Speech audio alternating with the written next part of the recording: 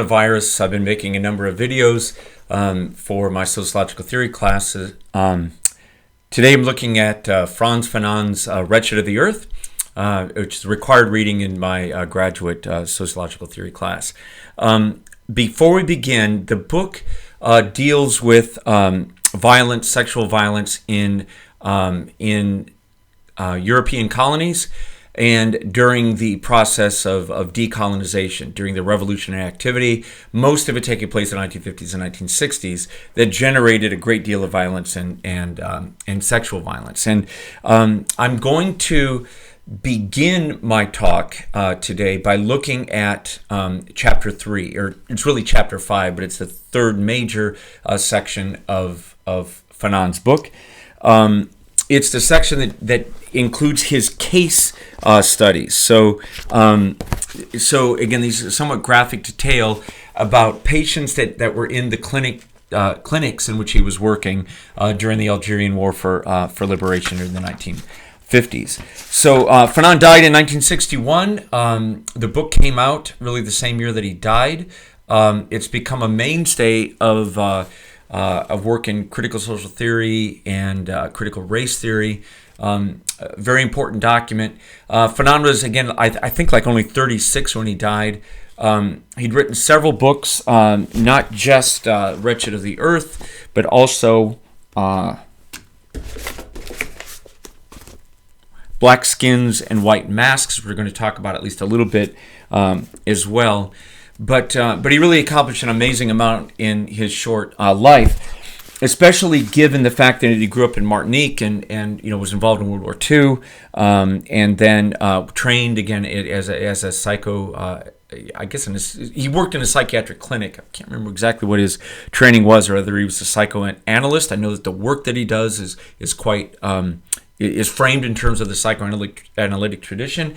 He's certainly citing Freud. He cites Lacan in his work, and he certainly cites Jean-Paul Sartre, who was part of sort of the Lacan circle, that circle of French intellectuals, loosely affiliated with structuralism and existentialism in the mid-20th century. So his work has really deep sort of psychoanalytic and continental theory roots. But again, the warning here is that the chapter on colonial war and mental disorders contains graphic accounts of sexual violence and simple violence, torture, and a lot of sort of descriptions of psychiatric symptomology and just brutal sadism, really. Okay.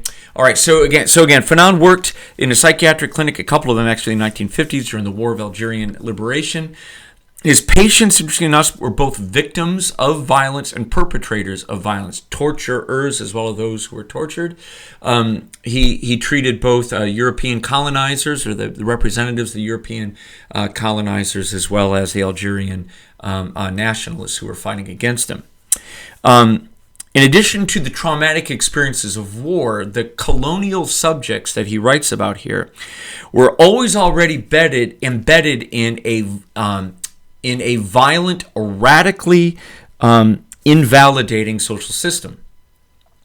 So the colonialized subject was living, as he writes, in a world where the question, who am I in reality, was difficult to answer because of what he calls a Manichaean division between the colonizer's world, the white world, generally tinted with the sacred pure. In other words, the colonizer and the colonizer's world and the culture of the colonizer viewed as all good, again, marked with the pure sacred. In the colonized world, which is marked, the former native world, the colonized world, that is marked with the sacred impure, evil, negative, dark, right? And so the who one is really depends upon who one's point of reference is.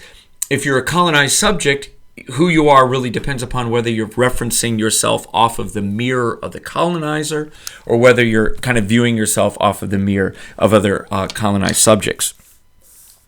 So he writes that the colonizers had frenzied determination to deny the other, the colonized, any attributes of humanity.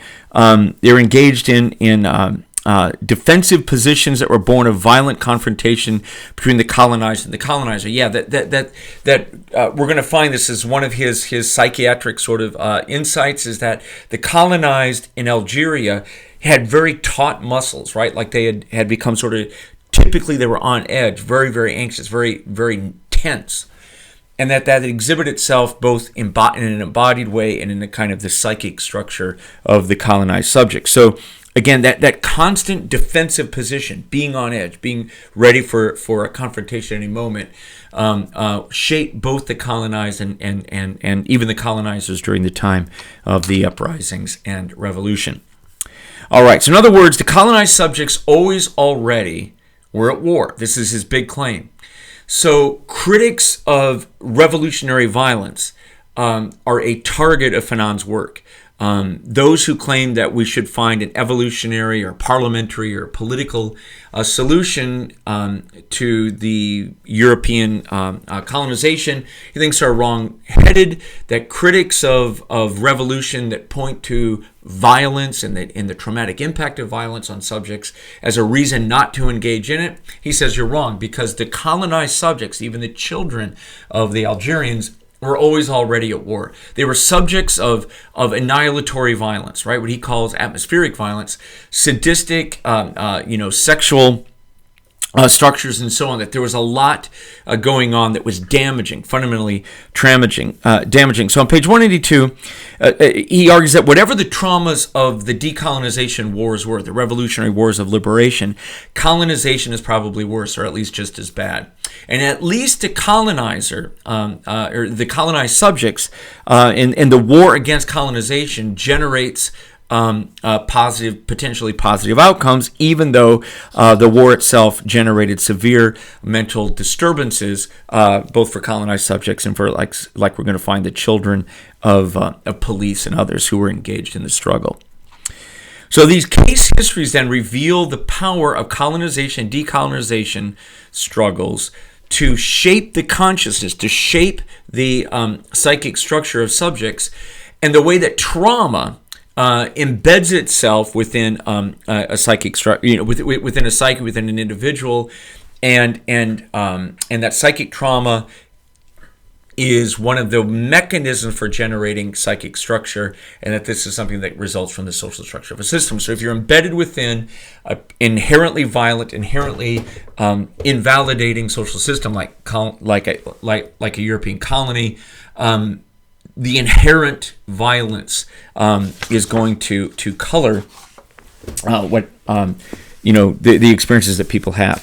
So he organizes chapter 3, colonial. It's actually chapter 5 of the book, Colonial War, Mental Processes. He's covering a lot of patients that are exhibiting what we now would call PTSD symptoms, a lot of sort of, mental psychosis, imagining voices, imagining, dreaming about events, screen images of violent scenes coming up, that kind of thing.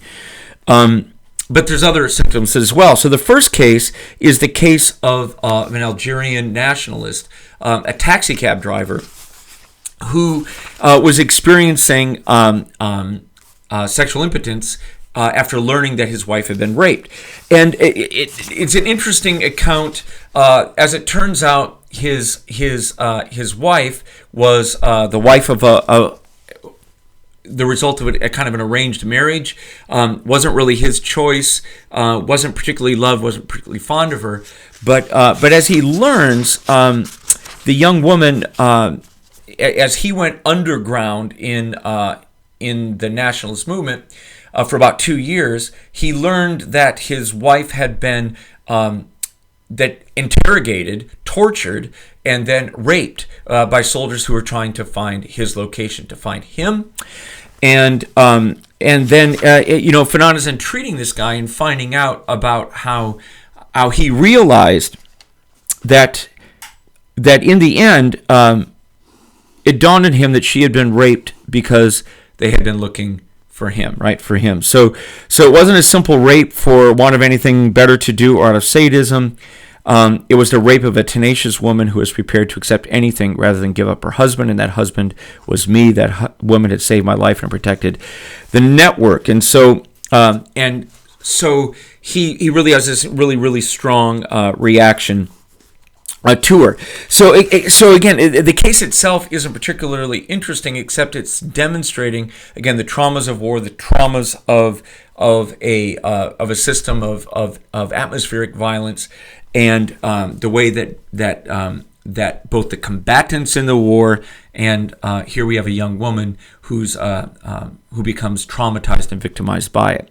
Okay, the next one, a case of random homicidal impulses in a survivor of a massacre. So so this patient had been that there was a village in which there'd been a lot of fighting over this village, and the French officer at one point just says, okay, we've had enough trouble with this village, let's just destroy it, okay? And they set fire to the village and so on, and the men in the village were rounded up and executed. So 29 men were executed at point-blank range. The subject here, the patient, had survived. He was wounded by 2 bullets, one of which passed through his thigh, the other through his arm. And he just wound up, when he was found by nationalist soldiers, and he kept, trying to get a gun and trying to kill the people who had helped him, right? So they tried to treat him for a while. He was trying to kill everybody once he got in treatment. He was trying to kill people. He just had these homicidal impulses, again, a kind of PTSD reaction. And so he's trying to make sense of things. He puts it into kind of a religious framing, and anyway, so as it works out, he just says that he's having this reaction because of, again, having experienced a trauma, as something like survivor's guilt as the result of the trauma. So again, it's like there's endemic violence or inherent atmospheric violence within Algiers, in that he's having, again, a response to it as a result of the violence in the war that's coming about because the colonists are fighting against the colonial subjects uprising. Okay, case 3, major depressive disorder with psychotic features following the murder of a woman. Yeah, this one's hard to read out loud. This young man, 19 years old, is having little dreams of vampirism.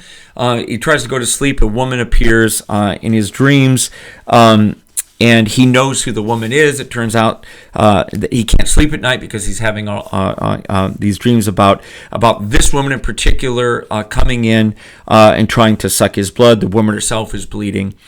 And he knows who she is. He's he tells a story that his own mother had been killed. His sister's taken away into what I'm assuming is a rape camp here, and that he was in the National Army, was in a French officer's house, and wound up killing the French officer's wife, who was a mother. He was dissociative when he did it.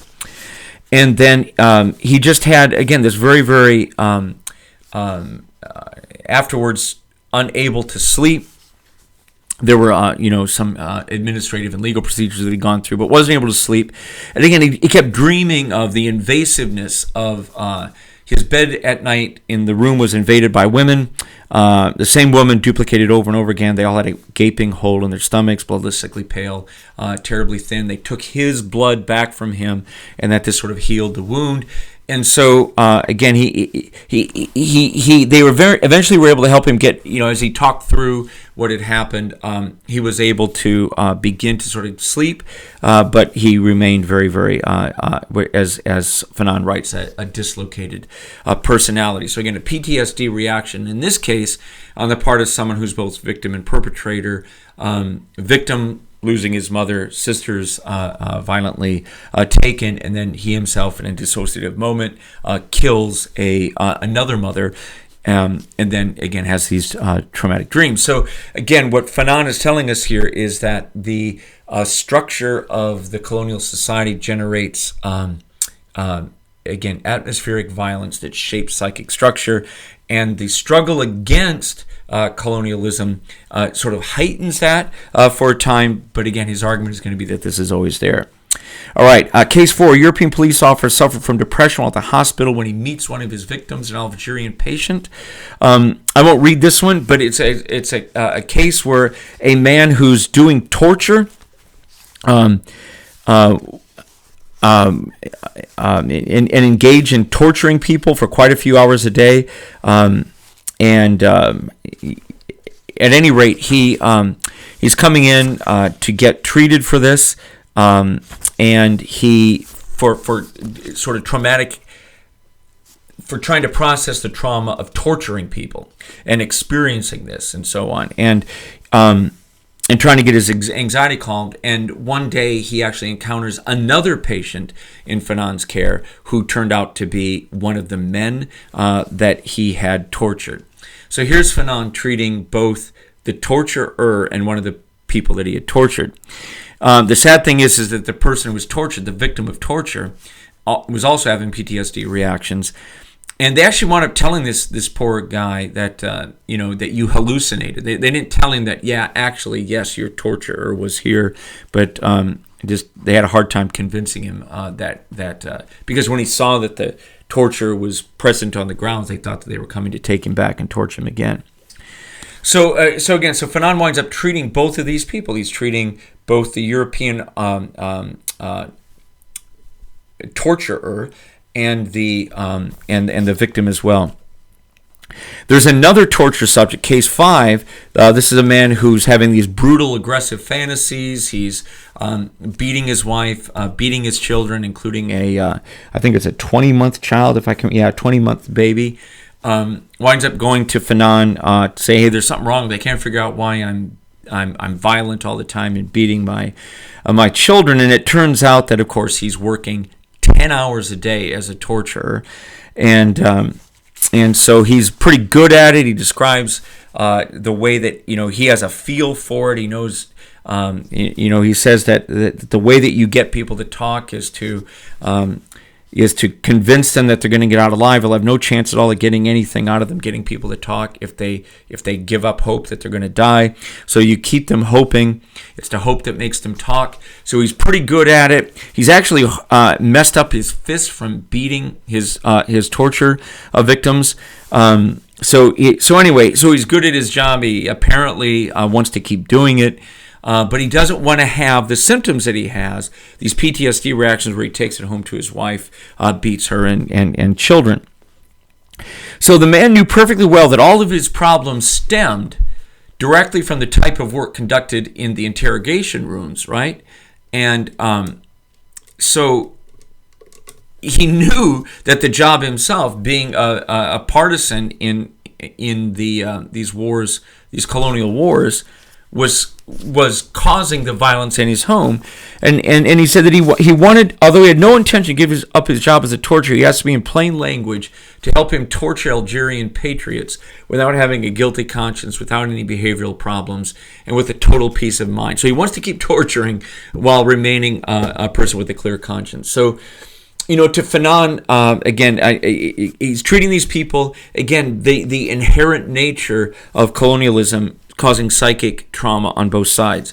So again, this fits with critical social theory in general, especially Frankfurt School of Social Theory, where you're not going to develop a world of positive freedom and of people who have peace loving or socially positive democratic personalities, not again with the Democratic Party, but the concept of democracy big. You're not going to develop people with those kind of life-loving, biophilic personalities in a structure that is fundamentally a necrophilic or authoritarian, which is both here, right?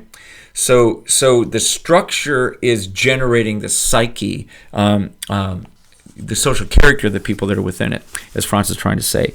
All right, now the next series of people, I won't go to them quite as much depth, but these are people who are suffering from the war.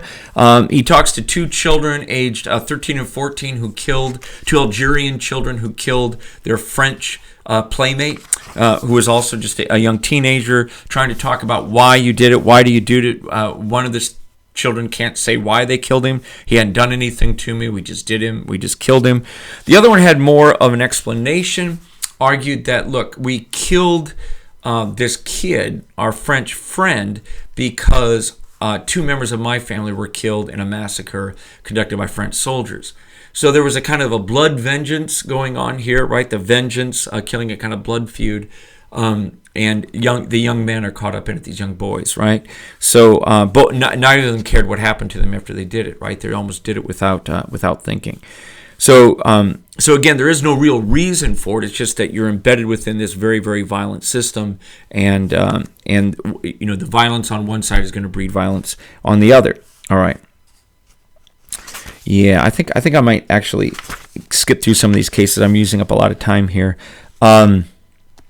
Anxiety disorder in a young French woman whose father, a civil servant, was killed in an ambush. So, yeah, this young girl is 21 years old. Her father is, again, a man who's engaged in torture. The torturing is taking place in her own house. So they're rounding up Algerians, including families that she knows, children that she knows, and beating them. She claims that he was beating up to 10 and killing up to 10 Algerians a night. She's French, of course, European. And then when he gets killed, she goes to the funeral, and she says, the funeral sickened me. All those officials mourning over the death of my father, whose high moral qualities had won over the native population. She said she knew that this was not true, and that nobody could remain ignorant of the fact that my father had ruled all the interrogation centers with an iron fist. Up to 10 people were killed every day under his torture. And then here's all these people telling lies about his self-sacrifice and so on. So, again, she comes in for anxiety disorder. It's tough for her to sleep at night when these killings are going on. She can hear the screams. And so it's hard for her to do the work and, of just being a student or just living. And again, the culture of endemic violence or of atmospheric violence everywhere. And so even without the wars, even without the post-colonial struggles, these kind of activities would have taken place. Algerians under 10 who were orphaned found their way into his clinic. They presented with very marked love for parental images. They were really hungry for mirrors, the mirroring of mothers and the, I suppose, the ideals presented by father figures. So they were seeking parenting, but they all had signs of phobia to noise. They were fearful of noise and were very, very reactive to reprimands, suffered from insomnia, sleepwalking, wet the bed, sadistic tendencies, and so on. So again, if you're in a culture of violence, you got all these children coming in. You can treat the children of individuals, or you can recognize, as he does, you have to do that too, but then just recognizing the culture of violence in which the children live are shaping their psyche, traumatizing the children. The trauma goes underground and then comes out in more complete form. Okay.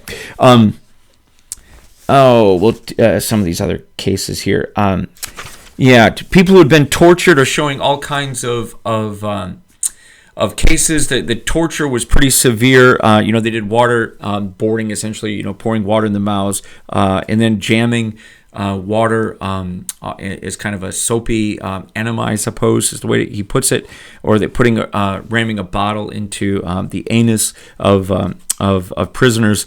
And many of whom died as a result, right? So there's all kinds of torture going on. Many of them are just beaten, made to stand still, beaten with a billy club, or given blows if they move, hours on end. There are two types of people who are tortured: those who actually know something. This is all about getting information out of people.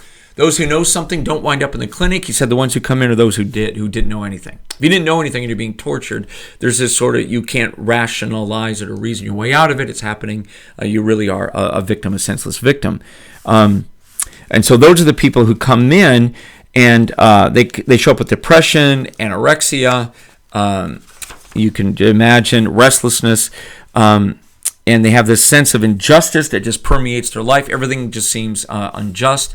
And then they have an indifference to moral argument, right? They've lost sort of the ability to defend any just cause. So they can't argue points. They can't reason anymore. They see it as kind of a demoralization. The moral order within has been destroyed. Some pay Patients have been tortured with electricity, so there's a whole bunch of very specific, feelings of tingling and that kind of stuff, really messed up psychic structure, that kind of thing as a result. A lot of apathy, lack of motivation. Truth serum, they delivered pentothal as a truth serum. Really, really negative effects there as well. Made people essentially psychotic. So let me see. Blurred mental. The inability to tell the distinction between true and false, one of the consequences of the truth serum.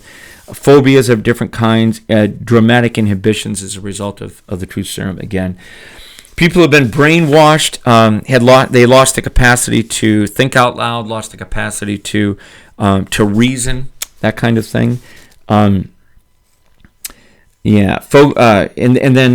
just kind of move on from this. Let's get to the psychosomatic disorders. Okay, the psychosomatic disorders. So what are psychosomatic disorders? They literally are disorders. Let's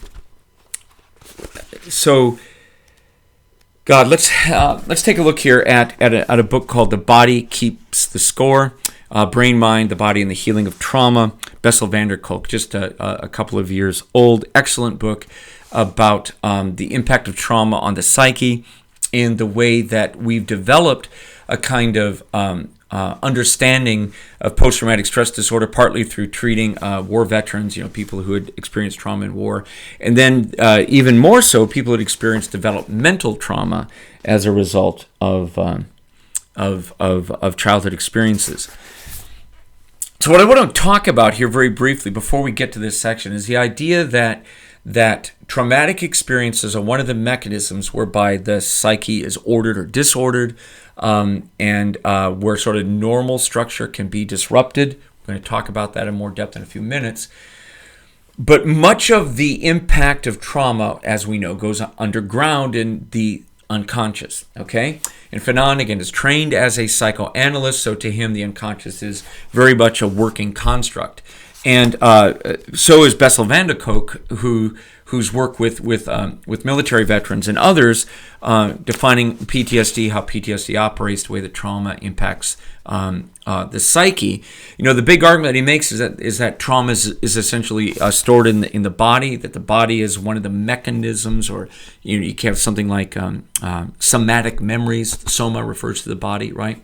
So psychosomatic illnesses are those where you have embodied bodily symptoms that really don't have a medical cause or organic cause. They're caused by psychic trauma. Well, when van der Kolk has a new patient come in, he'll often have them draw a family portrait. So this is the family portrait drawn by one of his clients, a woman named Marilyn, who was in her 30s, pretty high functioning, and she verbally and consciously described her family growing up as fairly happy. Must have had, she says, a happy childhood. And yet she drew this picture. Now, she didn't explain the picture, but she drew it. So outside of her consciousness was stored the memories that were accounted for in this sort of right brain depiction in images. So a young girl with a double here somewhere, a mother with no eyes, not seeing what's happening, poking and prodding her, a father figure with a phallus. I've kind of edited that a little bit there, poking and prodding her, and then it looks like a demonic child of some kind going at her as well. This isn't an image of a happy child. It's an image of an extraordinarily troubled childhood, and signifies a lot of trauma that indeed came out in the process of doing body therapy. So the patients that Fanon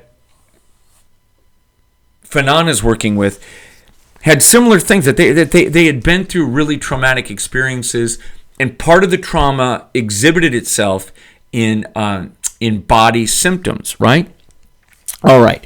So so a lot of these people here, they were illnesses from people who've been placed in internment camps. All of them had been tortured in at least some way. There is no need to be wounded by a bullet to suffer into the effects of the war in a body and soul. Like any war, the war in Algeria is created as contingent of corticovisceral illnesses. So again, he's arguing that the psychosomatic illnesses that result from trauma and the experience of trauma are things he's dealing with. So these include things like stomach ulcers that have no cause, a renal failure that has no cause, all kinds of things, kidney stones and so on that don't actually exist in young children, right? Disturbances of menstrual cycles of young girls, hypersomnia, not being able to sleep due to having tremors with no organic cause, premature hair whitening among young people, that kind of thing. Having really heart murmurs and heart racing, right, with something like a panic attack, sense of imminent attack, heavy sweating, that kind of thing. Imminent death, I meant. Systemic contractions, muscular stiffness. This is something that Fanon thinks is really important. He argues that some of these patients, colonized subjects who had been subject to torture and endemic violence, had adopted this posture. They were in an internment camp, very much sort of tensed up all the time. That tenseness, that sense of that anything bad could happen and violence could occur at any moment, leads to a kind of muscular tension, made it such that there was trouble climbing stairs, walking quickly, running, characteristic rigidity. Interesting, Wilhelm Reich, who is one of the first generation of psychoanalysts, known by Freud, one of the sort of the early theorists of Frankfurt School critical social theory. He developed the concept of character armoring. He argued that people who had been through developmental trauma, basically was the word that could be used now, or had flaws in their early childhood, had characteristic armoring, that there were different armoring centers in the body. And he developed something like a somatic therapeutic protocol. It usually involved touching, which was very much against the standard talking cure of other psychoanalysts. He was sort of thrown out. But that somatic treatment of armored bodies, he said you could actually see people in the way that they walk. He was able to sort of sense where they were carrying the tension and so on, and be able to kind of diagnose what had happened to them, and that by working out the armoring, again through like body pressing or having people scream at times, if the tension is in the throat, that kind of stuff. All at the time it was kind of considered odd, but it's this is one of the things that Van de Kolk, that somatic therapy is sort of found its way back in. Okay, but patients who are very tense as a corpse as a result of being in war. So as he said, violence, he argues, is endemic. It's atmospheric in colonialism. And he says that in many ways, the patients that come into him and the ones that don't, the violence that they're experiencing and that they're participating in are at least, as he says, redemptive, restorative. It actually be something that generates something like psychic health. It's actually, to use the term from Richard Slotkin, something like a regeneration through violence.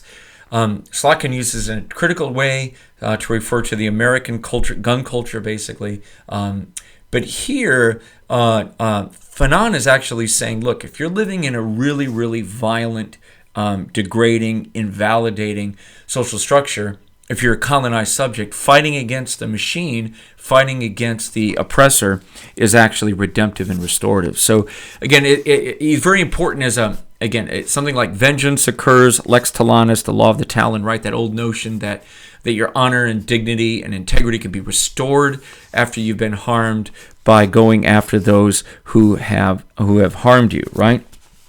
All right. So at any rate, this is his basic argument: is that, look, that if you're in an already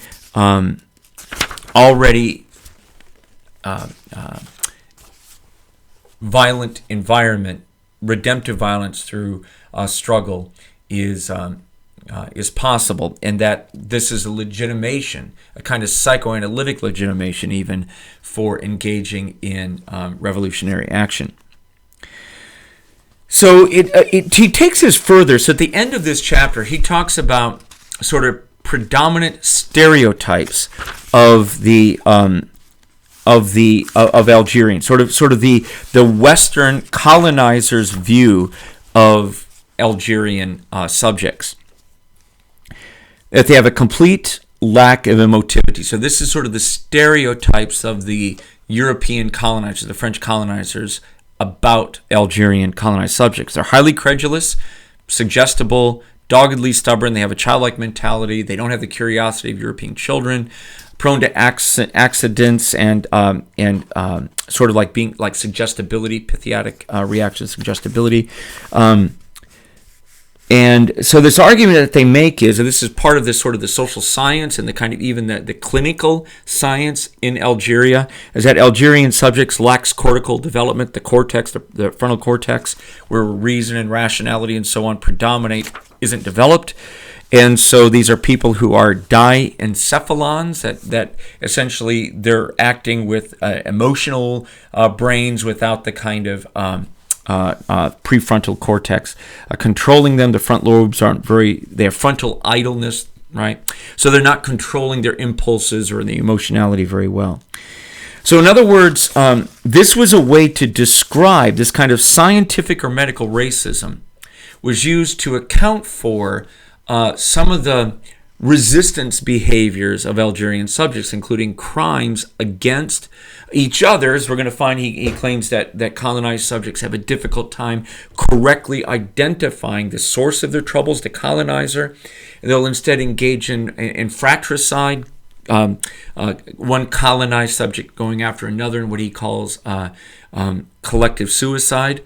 Right, that this is so. There's a lot of endemic violence within the colonized subjects, violent towards each other, as well as violence directed against the European colonizers. And so they're explaining this not as a result of the colonial situation, but the medical science within Algiers is explaining this violent reactivity as a result of something wrong with either the brain structure or the the brain operation of people, right? Of the subjects. Yeah, the idleness of the frontal lobes explains the indolence, the crimes, the thefts, the rapes, the lying of the subjects, the colonized subjects. These instinctive beings who blindly obey the laws of their nature must be strictly and pitilessly regimented. Nature must be tamed, not talked into reason. So discipline, tame, subdue, and not pacify, the common terms used by the colonialists in their territories occupied. So this is what your Irving Goffman called looping, where psychiatric patients in a psychiatric hospital are forced to engage in activity because of the situation that they're in that looks odd and that can actually be used against them and actually become part of the symptomology of their case. And he's saying, look, we're in a culture here of endemic violence and of incredibly high structural inequality. It's really a master-slave world. He uses Hegel frequently, the master-slave dialectic in Hegel, where the master has incredible power and violent, annihilatory violence ready to launch against a colonized subject. And that that in that situation, the colonized subject responds with violence and other things, and that this is then naturalized, right? That the content of the character of the Algerians is viewed as a result of their natural capabilities. The content is viewed as a result of their natural abilities rather than being viewed as a result of the social structure that they're in. So if you can remember I talked about this a couple of lectures ago, that the project of critical social theory, much of it depends upon examining and explaining the structural determination of content, right? So you take a moral object like money and you try to explain the power of money in terms of the social structure that generates money, or the power of a totem or a god or a demon. You explain that through the social structure that generates the power that's then projected upon this moral object. So this is what we do. We de-fetishize moral objects. The colonized subject, the Algerian colonized subject of violence and of lying and these other kinds of things that he's talking about here, the content, the shape of that colonial subject that is described by the colonizer in a way that legitimates the violence and legitimates the control and legitimates the exploitation of them, And Fanon is arguing, look, step back like a sociologist and examine the structure of Algerian society, the colony, and what you'll see is violence, invalidation, incredible inequality, and so on. And that's what explains the reaction. Okay, so defetishizing criminality here leads to a critical evaluation of the unequal, oppressive structure of society. Okay, so back to chapter 1. So chapter 1 in Wretched of the Earth is essentially legitimation of revolutionary violence, right? So he's looking at the situation within Algiers as the primary touchstone here. Again, the argument is that colonies are always violent because colonization was violent in its origins, violent in its operation. The colonizers and the colonized see each other and define each other. This is going to be really important to him. But that the colonizer, the master in the Hegelian master-slave dialectic, the master has the power, much more the power to define the colonized subject. The colonized subject does to define themselves. And so who am I to the other, that this process of definition, Fanon is going to claim is something that is dominated by the colonizer, by the European colonizer. That this becomes really important because he believes that decolonization requires us to create what he calls new men. Again, sorry for the gendered language here, but to decolonize requires the creation of a new subject, a new person, right?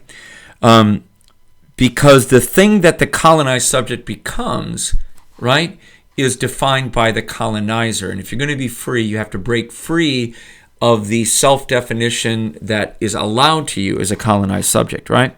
So decolonization is, again, the argument is that this is a social movement in which the last shall be first. And only after a murderous confrontation between two protagonists can decolonization occur. So he's arguing on page 2 and 3 that, look, right at the beginning, colonies are violent things. They were created with violence. They're maintained by violence, and only through violence can they be overthrown, right? All right, so page 3, he begins to analyze the compartmentalized colonial society that is kept distinct through social distancing mechanisms, not the kind of coronavirus social distancing mechanisms that we're all engaged in right now, but the old-fashioned notion of social distancing where you are kept separated with a social vacuum from other categories through taboos, such that the colonized subject is unable to walk and to move freely in the territory of the colonizer, right? So they have their own regions, their own barracks, that kind of thing. So the colonial world's divided in two. The border is marked by police and by barracks. The colonies have accommodation and represent. They accommodate, but they don't. The colonized, I have to look at this, naturalized. So the belief is that the colonial status is a naturalized one, and they create the colonial subject of submission and insubordination. So they're trying to naturalize the situation, again, make it appear as something that is inevitable, God ordained even, rather than something that is the result of violence and exploitation. Page 4, he writes about confusion mongers, sermonizers primarily, are counselors who exercise a kind of soft power over the colonized subject. Again, religious leaders who keep people in their place as servants of the Lord, or as people who learn to be humble because humility is good for the soul, or a good Christian is one who submits, or a good religious person in general submits. But police and the military always have a kind of hard power. So he argues that regardless of the soft power of religion and culture, it is the hardness, the language of pure violence that keeps the colonial system going. It's openly embraced and enforced with a clear conscience on the part of the colonizer. Hence, the colonized need to know this and go after their oppressors with equal force, right? Okay, so page 4, then, two sectors in the European and the native within a colony. They're antagonistic, they're marked by exclusion, they're incommensurable with each other. Off on the European side, the colonists have these great buildings, these citadels built of stone and steel, while the colonized subjects live in shanty towns that are disreputable, crowded, there's no space, right? His writing is really good about this. Famished, hungry, they crouch, they cower, and so on. And they're on its knees, they're powerless, that kind of thing. Whereas the colonists, they're slated, they're sluggish, their belly is full of good things. It's the white folk sector, as he says, as opposed to the black sector.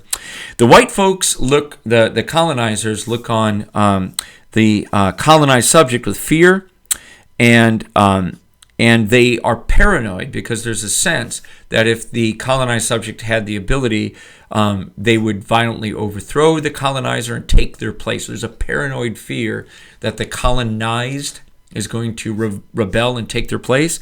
And as Fanon says, this is one of the things that the colonizer sees correctly, that to be a colonized person is to be a person of envy.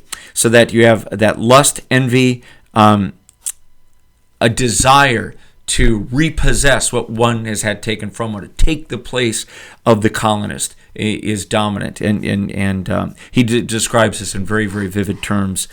So he says the world isn't really divided by socioeconomic status or by national origin. It's a world divided by race.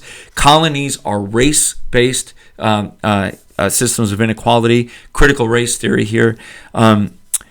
It's really so decisive, races, that it actually generates something along the order of speciation, that within the culture of the colonizer is literally a species apart almost, right? So at every moment in life, the race that you are determines everything, right? Rich and white, black and poor here. And he argued that Marx needed more ideology to explain and understand proletariat versus the bourgeois, or serfs versus lords, because these are worlds that aren't directly marked with race, whereas the colonized, the colonies, the European colonies of the global South, are generally race-based systems of order. So it's marked, right? There's the mark of race that is also the mark of colonial status, right? So the whites are marked with the superior status of the colonizer, blacks with the inferior status of the colonized. All right. Okay, so the ruling class always views itself and is viewed by the colonized as others, outsiders, foreigners even, at least especially by the colonizer viewed that way. And there's a recognition that the social system is really sustained by annihilatory violence. Whereas the colonized, again, their big wish is to blow up the colonist world, right? And so this is it, that to Fanon, right underneath the surface of the colonized subject is a revolutionary subject, right? So the way you get there, right?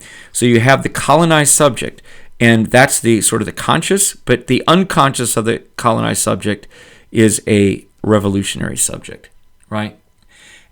So his whole goal is to figure out how to negate the submissiveness and the kind of the accommodationist workings of the colonial subjectivity to generate a revolutionary subject on the other side.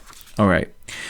One of the problems that the colonized subject faces, we're going to shift books here in just a second, is that they are viewed in the culture of the colonizer, which dominates everything, as the quintessence of evil. So the colonizer, the master in the master-slave dialectic, is the force of determination of consciousness. So the culture of the colonizer views the colonizer as all good and the colonized as all bad. And correctly, Fanon calls this a Manichaean worldview, in which there's a radical distinction between good and evil. The colonizer is not just content with stripping or blocking the colonized from developing a culture of their own, but instead impose upon them the mark of evil, the sacred and pure. People who have the negation of violence. I'm going to actually read part of this to you on page 6. They have the mark of violence about them. There it is. So the colonized society is not really portrayed as a society without values. The native is declared impervious to ethics, representing not only the absence of values, but the negation of values, the enemy of values, absolute evil, a corrosive element, destroying everything which involves aesthetics or morals, an agent of malevolent powers, an unconscious and incurable instrument of blind forces. So this is an incredibly negative view that Fanon immediately says is something that is punctuated by, clarified by, and made real on an ongoing basis by religious leaders, right? So that the Christianity of the colonized society is one that theologically legitimates the power of the colonizer and the powerlessness of the colonized. As he said, that the church does not call the colonized to the ways of God, but rather to the ways of the white man, to the ways of the master, the ways of the oppressor. And as we know this in the story, many are called, but few are chosen.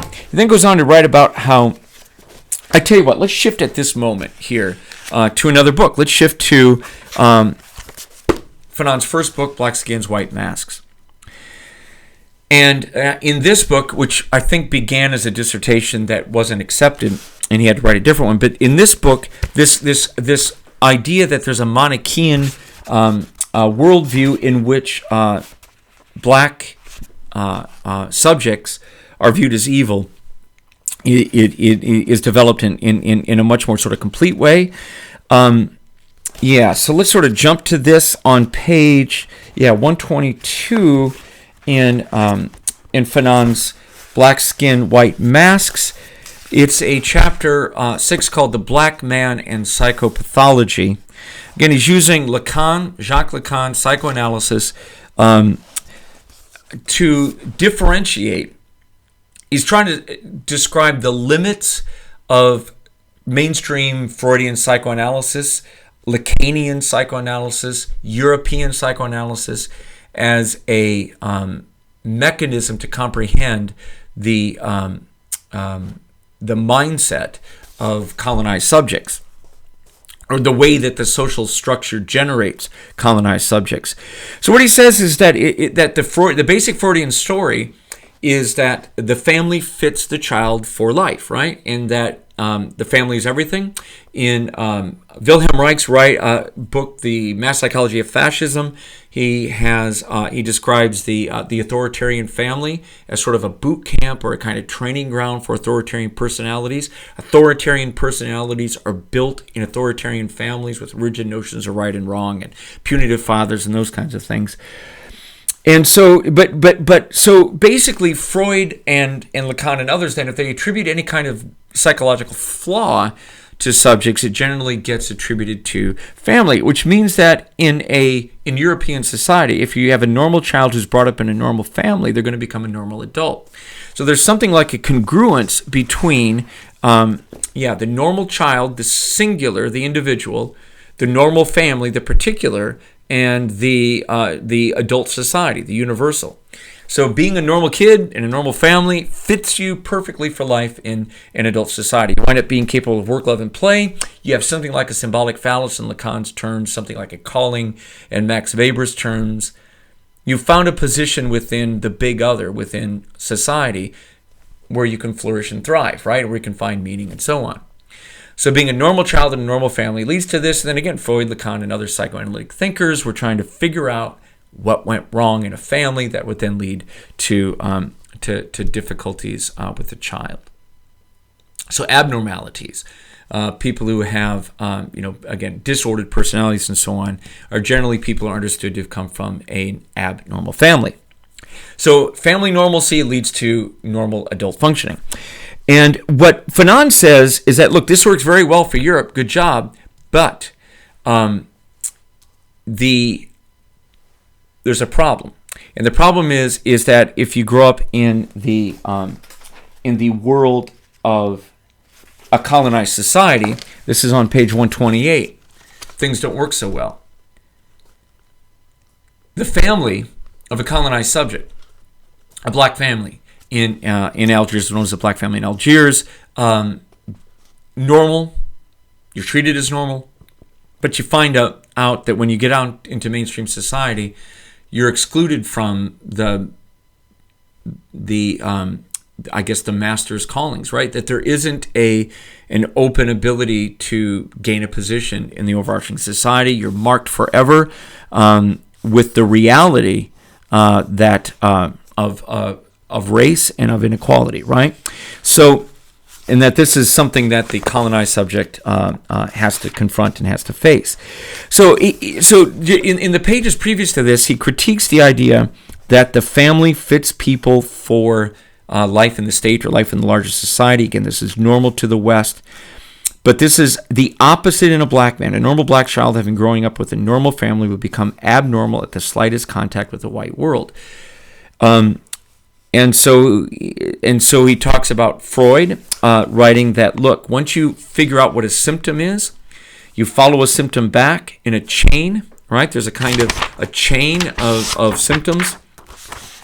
And Freud argues that you can actually, so you begin with the current symptom, and then you track it back in psychoanalysis to the moments of sort of family dysfunctioning or social dysfunctioning or traumatic moments where that behavior had been generated or reinforced, back to the original experience, the first experience, the original experience that generated it.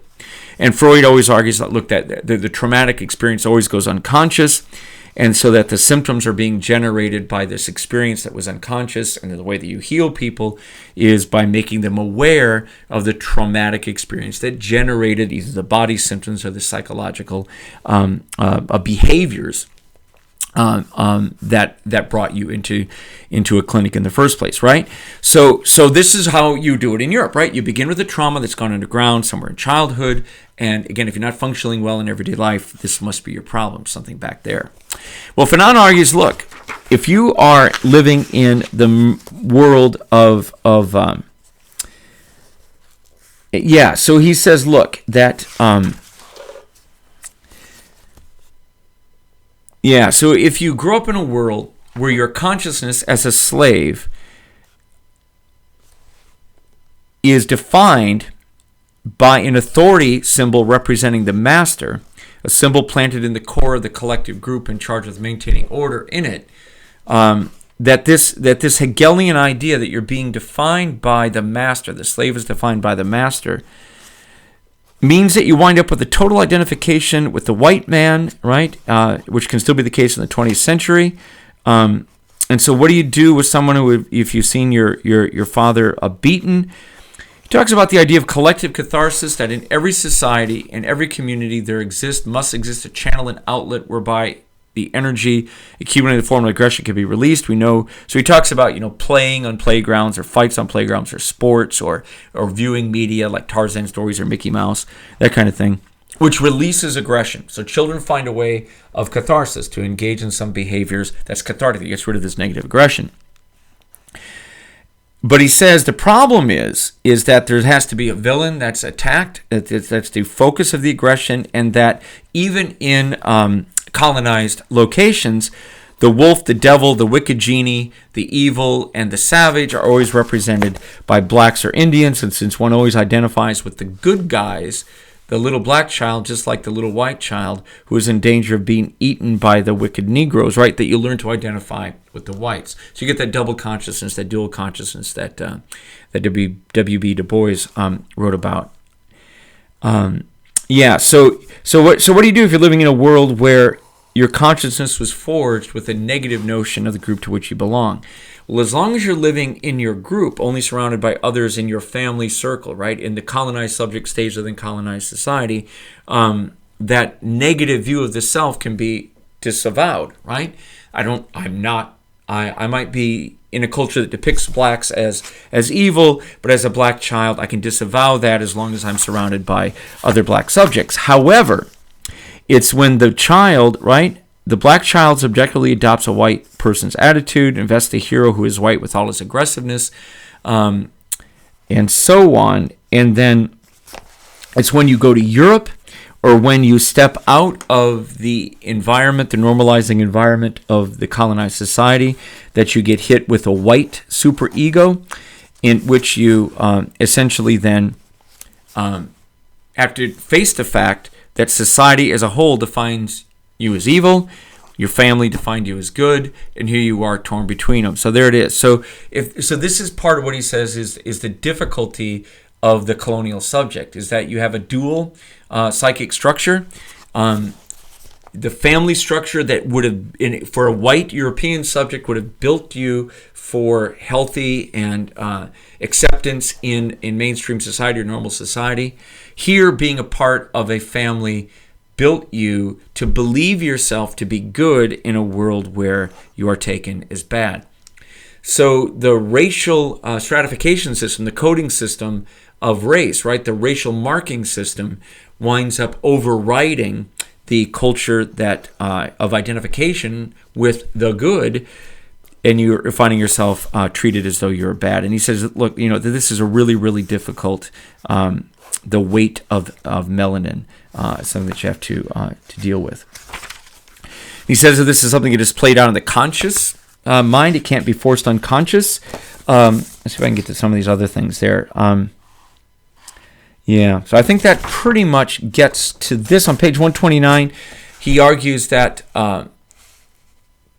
this is really important. On page 129, he develops the idea that the black man is viewed as a phobogenic object, an object that provokes anxiety in whites. And so this is defined on page 133. Let's try to kind of look at a couple of places where this comes up, right? A phobogenic object arouses fear and revulsion. It's a phobia. All anxiety drives a certain subjective insecurity linked to the absence of the mother, so there's this fear. The phobia is a latent presence of this affect in the core of the world. The phobogenic, the object that generates phobia, exists as a possibility. It's endowed with evil intentions, with all the attributes of a malicious power or an evil power. Phobic affect has a priority that defies all rational thinking. So again, this is Freud, that there's this unconscious structure that eludes rationality. All right. What else? Page 147. It's developed a little bit further. So confronted with this alterity, this otherness, right?